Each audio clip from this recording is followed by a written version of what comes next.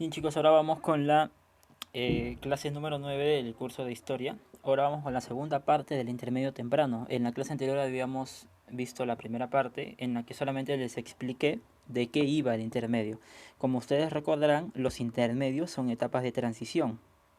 ¿A qué se refería eso? Quiere decir que en los intermedios existen varias culturas que se desarrollan. Y como ya sabrán ustedes, en los horizontes es donde simplemente una sola cultura es la que controla la mayor parte del territorio del Perú. Entonces, vamos a trabajar en el intermedio y como les había dicho, existían muchas culturas en el intermedio. Entonces, vamos a hablar de varias de ellas, no, obviamente no vamos a hablar de todas, vamos a hablar de la cultura moche. Y vamos a ver primero estas características de aquí. Como siempre, la ubicación primero se extendía desde los valles de Chira y Piura por el norte hasta el valle de Guarmey por el sur. Su centro cultural estuvo situado en el valle de Moche. A ver, ya con lo de acá al principio nos indica que abarcó gran parte de la costa. Claro, porque si se dan cuenta, desde Chira y Piura, que está en el norte, hasta el valle de Guarmey, que está en el sur, o sea, de norte a sur llegó. Pero mayor parte de la costa nada más. Entonces, es importante la cultura moche, se desarrolló en la costa. Luego fueron muy reconocidos por su ingeniería hidráulica y por su cerámica. La ingeniería hidráulica, si ustedes recordarán, es de la cultura chavín. Esta cultura son descendientes de la cultura chavín. Son los restos, si ustedes recordarán cuando les dije que la cultura chavín se destruyó por culpa del fenómeno del niño, que dejó rastros igual. Y uno de ellos fue la cultura moche. Entonces, no desapareció por completo. Y claro, también heredaron la ingeniería hidráulica. Varios canales de regado. Y bueno, también son reconocidos por su cerámica. Que tenemos, por ejemplo, aquí tres cerámicas en las que, si se dan cuenta, la característica principal es que solo tienen dos colores. ¿Sí? Solo dos colores los conforman. Por eso se le conoce como bícroma a la cerámica de los moche. Y finalmente se caracterizó por su marcada división de clases, es decir, fue altamente jerárquica. Y eso es justamente lo que vamos a ver aquí. ¿Qué significa eso de que fue altamente jerárquica? Eso quiere decir que se dividieron las clases sociales muy marcadamente. ¿Sí? Se notaba claramente las clases sociales que existían.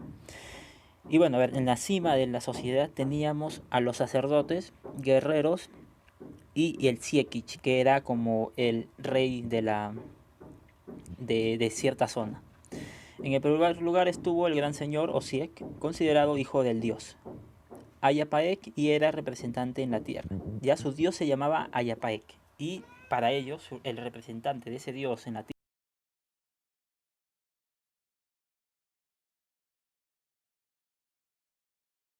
Entonces, y si se dan cuenta también, aquí influyen mucho los sacerdotes. Todas las culturas del Perú a lo largo del tiempo siempre se han visto influidas por los dioses, porque tenían creencia en sus dioses. Luego tenemos en el segundo puesto a la clase privilegiada que se encargaba del culto. Había sacerdotes y sacerdotisas. ¿Bien? Entonces, primero siempre se encontraba este gran señor, el Siek, el representante del dios Ayapaek, y luego se encontraban los sacerdotes. En el tercer lugar teníamos a los artesanos y constructores, no eran libres y producían en talleres en base de modelos. Hasta aquí simplemente en el puesto 1 y 2 ya ellos sí eran libres, ellos comandaban. Pero a partir del 3 para abajo ya eran, se podría decir como esclavos, estaban sometidos a los primeros lugares. Entonces, como indica aquí, no eran libres y producían en talleres en base a modelos y al servicio de un señor. O sea, tenían a alguien que esté a su mando. Bueno, en el cuarto teníamos a los campesinos, que su tarea principal era trabajar, fue la mano de obra para la construcción de canales, templos, palacios y caminos. Bien, y lo más bajo, esclavos prisioneros, que estos eran obtenidos en las guerras. Eran los vencidos en las guerras colonizadoras. Bien, como ya les había indicado, después de que las conquistas ya se desarrollaban por guerras nada más, y todas las culturas tenían que tener su ejército sí o sí.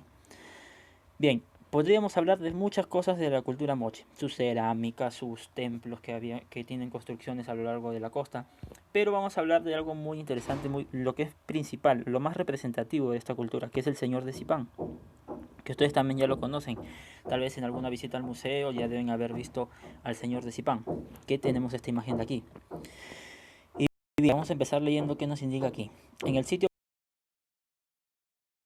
con restos intactos de una suntuosa tumba de gran riqueza metalúrgica. ¿Esto a qué se refiere? Riqueza metalúrgica quiere decir que había oro, había plata, había de todo aquí. Propia de un dignatario de la jerarquía mochica. Este señor es conocido como el Señor de Zipán. Este es el Señor de Zipán.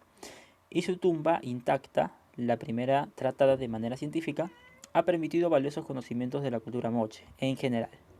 El señor de Zipán presenta un atuendo funerario con numerosas y finas piezas de oro y plata, lo que ya les dije, cobre dorado y piedras preciosas. El estudio de sus huesos indica que este señor desarrolló una impresionante musculatura.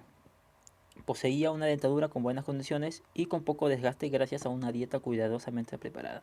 Claro, todo esto se deduce de los restos hallados en la tumba del señor de Zipán. Ya es, bueno, mediante estudios ya mucho más complicados que tienen que ver con la medicina y todo eso, ellos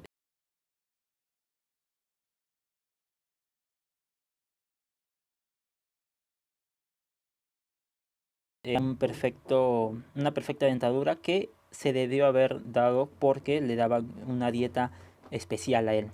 Bien, tal vez él habrá sido uno de esos, como les indiqué aquí, los representantes del dios Ayapaek, que él se le llamaba el Gran Señor o el Siek. Tal vez él fue uno de ellos.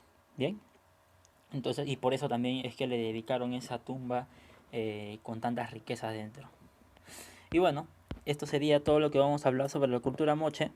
Bien, algo cortito, algo simple, porque bueno, hablar de la cultura moche abarca muchísimo más todavía. Pero esto sería lo más resaltante sobre esto. Ya como siempre les enviaré una actividad con algunas preguntas y esto sería todo.